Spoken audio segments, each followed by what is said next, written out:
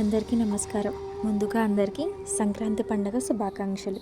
భోగి, సంక్రాంతి, కనుమ అనగానే ముఖ్యంగా మన అందరికి గుర్తొచ్చేది మన గ్రామాలు. మన గ్రామాల్లో అయితే ఈ పండుగల్ని చాలా బాగా జరుపుకుంటాం కదా. ఈ 3 పండుగల్ని ఎప్పుడు, ఎందుకు, ఎలా జరుపుకుంటామో ఒకసారి తెలుసుకుందాం పదండి. ముఖ్యంగా సంక్రాంతికి నెల రోజుల ముందు నుంచే గొబ్బెమ్మలు పెట్టడం అని, ముగ్గులతో అలంకరించడం అనేది చాలా హడావిడి చేస్తూనే ఉంటాం. ఇంకా గ్రామాల్లో అయితే జానపద కళలన్నీ బయటకు వస్తూనే ఉంటాయి. ముఖ్యంగా వీటిలో చెప్పుకోదగ్గది గంగిరెద్దు ఆట. కొన్ని గ్రామాల్లో అయితే కోళ్ళ పందాలు కూడా ఆడుతూ ఉంటారు. సంక్రాంతికి శాస్త్రీయపరంగా కూడా చాలా ప్రత్యేకత ఉంది. నక్షత్రాల 27, మళ్ళీ ఒక్కొక్క నక్షత్రానికి 4 పాదాలు, మొత్తం 108 పాదాలుగా విభజింపబడ్డాయి. తిరిగి 108 పాదాలని 12 రాశులుగా విభాగించారు. సూర్యుడు నెలకొక రాశిలోకి ప్రవేశిస్తాడనేది మనందరికీ తెలిసిందే. సూర్యుడు ఏ రాశిలో ప్రవేశిస్తే ఆ రాశిని ఆ సంక్రాంతిగా మనం పిలుచుకుంటాం. సూర్యుడు మకర రాశిలోకి ప్రవేశించినప్పుడు ఆ రాశిని మకర సంక్రాంతి అని అంటారని అందరికీ తెలిసిందే. హిందువులంతా చిన్నల నుంచి పెద్దల వరకు ఎంతో ఇష్టంగా జరుపుకునే పండుగల్లో సంక్రాంతి ఒకటి. ఇది పుష్యమాసంలో సూర్యుడు మకర రాశిలోకి ప్రవేశించిన పుణ్యదినం.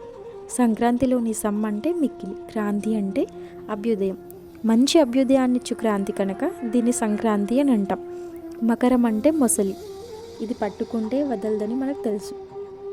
కానీ మానవుని యొక్క ఆధ్యాత్మిక మార్గానికి అడుగడుగున అడ్డు తగులుతూనే మోక్ష మార్గానికి మనల్ని అనర్హుని చేయడంలో ఇది అందన చేయి వేసింది.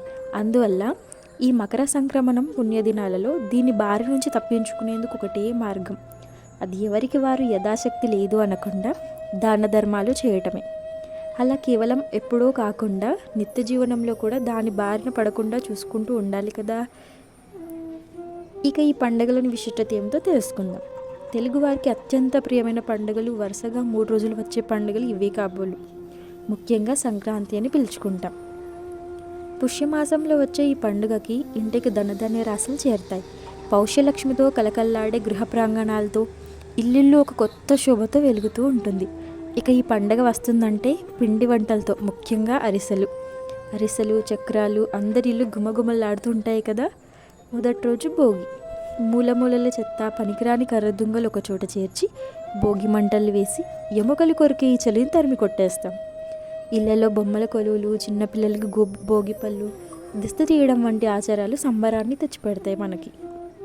పంట చేతికి వచ్చిన ఆనందంలో ఇళ్లకు అల్లుళ్ళని, కూతుళ్ళని ఆహ్వానిస్తారు. ఇక రెండవ రోజు సంక్రాంతి. సూర్యుడు మకర రాశికి ప్రవేశించిన శుభదినం. ఈ పండగకి కొత్త శోభ తీసుకురావడానికి వారం 10 రోజుల ముందే పిల్లలకు సున్నాలు, రంగుడు వేయడం అనేది ఆనవాయితీ. చనిపోయిన పెద్దలను తలుచుకొని మొక్కుతారు. పిండి వంటలు కూడా చేస్తారు. మనం తినడమే కాకుండా నలుగురికి పంచిపెట్టి తాము తిని సంబరంగా గడుపుతారు. ఇక 3వ రోజు కనుమ. దీన్నే పశువుల పండగ అని కూడా అంటారు. తమ చేతికొచ్చిన పంటను తామే కాక పశువులు, పక్షులు పాలు పంచుకోవాలని పిట్టల కోసం ధాన్యపు కంకులు ఇంటి గుమ్మాలకు కడతారు. పల్లెలో పశువులే గొప్ప సంపద కాబట్టి అవి ఆనందంగా ఉంటకి రైతుకి ఎంతో ఉత్సాహం. పంటల్లో వీటి పాత్ర ఎంతో ఉంది. వాటిని ప్రేమగా చూసుకునే రోజు కనుమగా భావిస్తాం.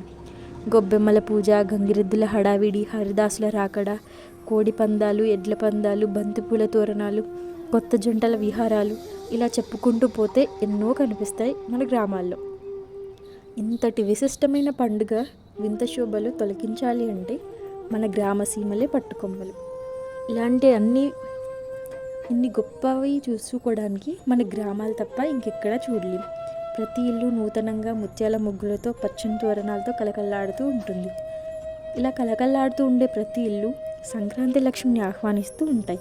ఇక ధనుర్మాసం ప్రారంభమైన నాటి నుంచి చాలా ఆలయాల్లో అర్చక స్వాములు సంక్రాంతి నెలపట్టి సూర్యోదయానికి పూర్వమే మంగళ వాయిద్యాలతో నదీ జలాలను తీర్థబిందులలో తోడుకొని వచ్చి విశేషమైన అర్చనలు నిర్వహిస్తారు. ఇంటి ముందు కన్నెపిల్లలు కల్లాపు చల్లుతూ ప్రతిరోజు వివిధ రకాల ముగ్గులతో సప్తవర్ణ రంగవల్లికలను తీర్చిదిద్ది ఇంద్రధనస్సులను ముంగిట చూస్తున్నట్టు మనకు అనిపించేలా చేస్తారు. ఇంతటి చక్కని ఆనందాన్ని మనకు అందించే సంక్రాంతి పండుగలు మనం జరుపుకొని మహారాణిలాగా వచ్చే ఆ సంక్రాంతి లక్ష్మిని మన ముంగిట్లోకి ఆహ్వానం పలుకుదాం. ధన్యవాదాలు. Thank you for watching.